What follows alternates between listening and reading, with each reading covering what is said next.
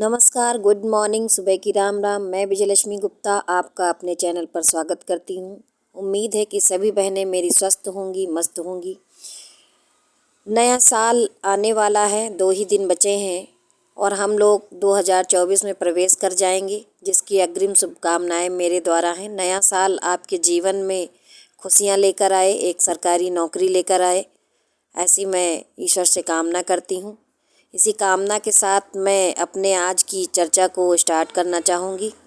चर्चा है 2 जो महत्वपूर्ण प्रश्न हैं आपके मन में बार बार उछल रहे हैं और आपको परेशान कर रहे हैं। तो पहला प्रश्न ये है कि क्या रिवाइज्ड आंसर की आने के बाद कट ऑफ में कोई परिवर्तन होगा? तो बहनों, बिल्कुल परिवर्तन होगा। जब रिवाइज्ड आंसर की आएगी और उसमें नंबर बढ़ते हैं या घटते हैं, आप सबको पता है कि जो हमारा प्रश्न पत्र था वो 2 शिफ्टों में हुआ, यानी कि जो हमारी परीक्षा है वो 2 शिफ्टों में हुई और प्रश्न पत्र भी 2 आए। दोनों ही प्रश्न पत्रों में जो क्वेश्चन का लेवल था वो 19-20 का पाया गया, लेकिन अभी कोई नहीं डिसाइड कर सकता है कि किस शिफ्ट में नंबर बढ़ेंगे और किस में घटेंगे। रिवाइज्ड आंसर की आनी बाकी है। आपको पता ही है, आयोग द्वारा ये सूचना दी गई थी कि 91 प्रश्नों पर आपत्ति लगाई गई है, जो संभवतः दोनों ही शिफ्ट के होंगे। तो हम मान लेते हैं एक बड़ा सा मोटा आंकड़ा कि समथिंग जो है 45 प्रश्न इसमें रहे होंगे पहली शिफ्ट में और 45 ही दूसरी शिफ्ट में, जिस पे आपत्ति दर्ज कराई गई थी।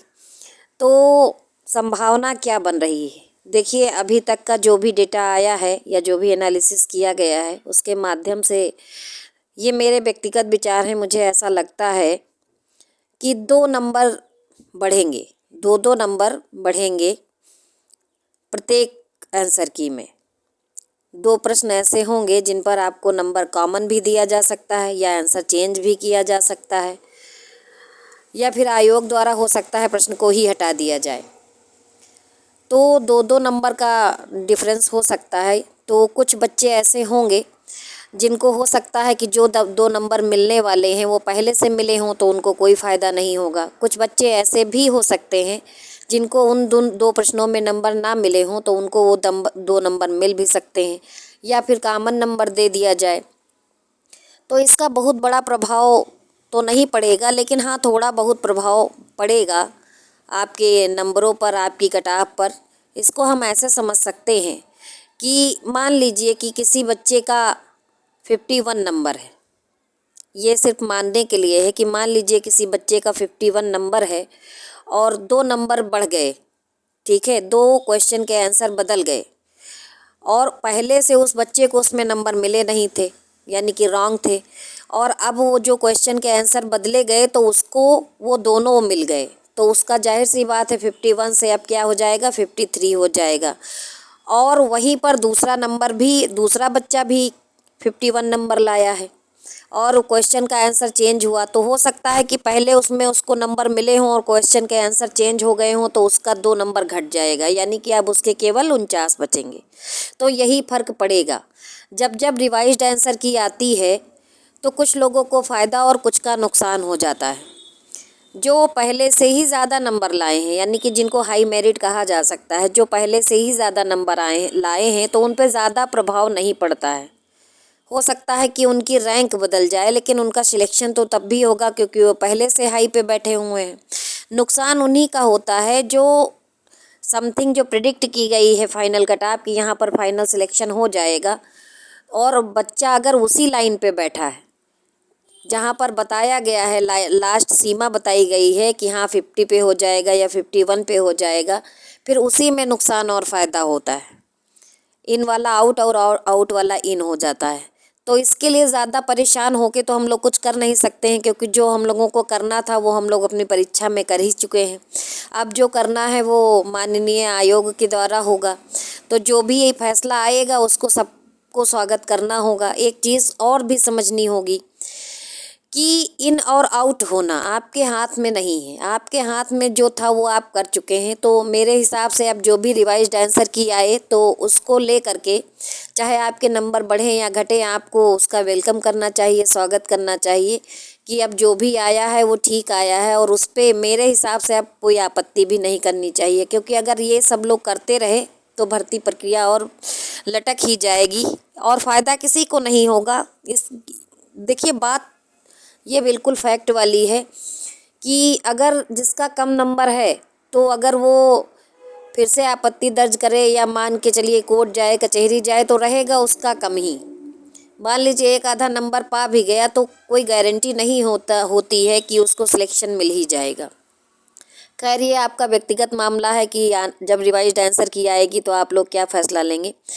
लेकिन परिवर्तन यही होगा जो मैंने बताया। इन वाला आउट हो सकता है, आउट वाला इन हो सकता है। तो अपनी मेंटलिटी ऐसे बना के रखिए, क्योंकि बहुत ज़्यादा उम्मीदें आपकी हो गई हैं और अचानक से अगर इस तरह की कंडीशन आएगी तो थोड़ा सा समस्या हो सकती है। दूसरी बात ये है कि कब ये सब कुछ होगा, कटाप क्या रहेगी, तो कटाप तो अभी कोई नहीं बता सकता है। जो भी कटाप मेरे द्वारा पहले बताई गई है मैं उसी पे कायम हूँ। कटाप सेम वही रहेगी लगभग।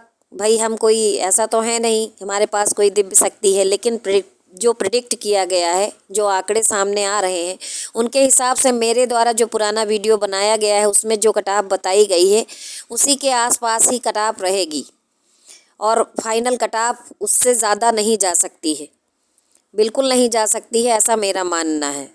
तो कटाप को लेके ज़्यादा परेशान ना हो, क्योंकि कटाप का सही प्रिडिक्शन तभी होगा जब सबका रिजल्ट आ जाएगा और रिजल्ट आने पर बहुत हद तक क्लियर हो जाएगा कि कितने लोगों को डीवी में बुलाया जाएगा, कितना हाई मेरिट है, कितना लो मेरिट है और कितना एकदम लो मेरिट है। उससे क्लियर हो जाएगा कि किस कैटेगरी के कितने कैंडिडेट को जो है हाई मेरिट हैं और उसी हिसाब से कटाप भी डिसाइड हो जाएगा। तो जब तक आयोग के द्वारा फाइनल रिजल्ट नहीं आता है तब तक कटाप के बारे में कोई भी बहुत अच्छी भविष्यवाणी नहीं की जा सकती है। लेकिन हाँ, उम्मीद बनाई जा सकती है कि कटाप आपकी 50 के लाइन पर ही रहेगी। और जो हमारा यूआर कैटेगरी है, सबसे ज़्यादा ख़तरनाक जोन वही है, क्योंकि उसमें सभी लोग फाइट करते हैं, तो उनकी कटाप तो वैसे भी हाई ही जानी है। तो उनका मान लीजिए जिसका 60 है तो वो तो अपने आप को श्योर मान के चल रहा है, लेकिन 55 वाले भी बिल्कुल अपने आप को एकदम परेशान ना करें, क्योंकि जब रिज़ल्ट आएगा तो आंकड़े ऊपर नीचे हो सकते हैं, इसीलिए निराश होने की ज़रूरत नहीं है। एक बात मैं और करना चाहूँगी कि जो बहनें मेरी किसी अन्य भर्ती परीक्षा में लगी हुई हैं या पुलिस की भर्ती परीक्षा में उन्होंने फॉर्म डाला है, एलिजिबल हैं, तो उसकी वो जम के पढ़ाई करें, किसी एक नौकरी के भरोसे ना बैठें, क्योंकि भविष्य में क्या होने वाला है किसी को नहीं पता है। मुख्य सेविका भर्ती में आप सभी जान रहे हैं कि 2693 पद हैं, तो सिलेक्शन इतने ही लोगों का होगा। हालांकि उम्मीद तो पूरा 34,000 प्लस जो परीक्षा दिया है वो सब कर रहा है और करना भी चाहिए, उम्मीद करना कोई गलत बात नहीं है। लेकिन किसी एक परीक्षा को लेकर के बिल्कुल उसी को अपना बना करके बैठ जाना चाहिए कि नहीं नहीं बस अब यही मेरा हो जाएगा, तो ये गलत है, क्योंकि अभी कोई पता नहीं है कि किसका होगा किसका नहीं होगा। तो अपना समय कृपया ना बर्बाद करें। कोई भी परीक्षा लगी है तो उसकी तैयारी करें, नहीं भी लगी है तो भी पढ़ाई लिखाई करते रहें, क्योंकि भविष्य में हो सकता है आपकी योग्यता के अनुसार कोई फार्म निकल आए और उसके बाद आपकी पढ़ाई बिल्कुल भी ना हो, तो उसका खामियाजा आपको भुगतना पड़े। मेरा कहना ये है कि जब तक आपका ये सब निपट नहीं जाता है, रिवाइज्ड आंसर की नहीं आ जाती है, नार्मलाइजेशन नहीं आ जाता है, तब तक कटाप और नंबर ना खेलें, पढ़ाई करते रहें। और अब हम बात करेंगे कि 5 जनवरी को हमारा केस लगा है तो आगे क्या होना चाहिए। देखिए, जो केस लगा है मुझे पूरी उम्मीद है कि वर्तमान जो सरकार है वो बहुत ज़्यादा गंभीर है इस भर्ती को लेकर के, और माननीय न्यायालय भी हम लोगों के पक्ष में ही फैसला देगा और स्टे हटा देगा।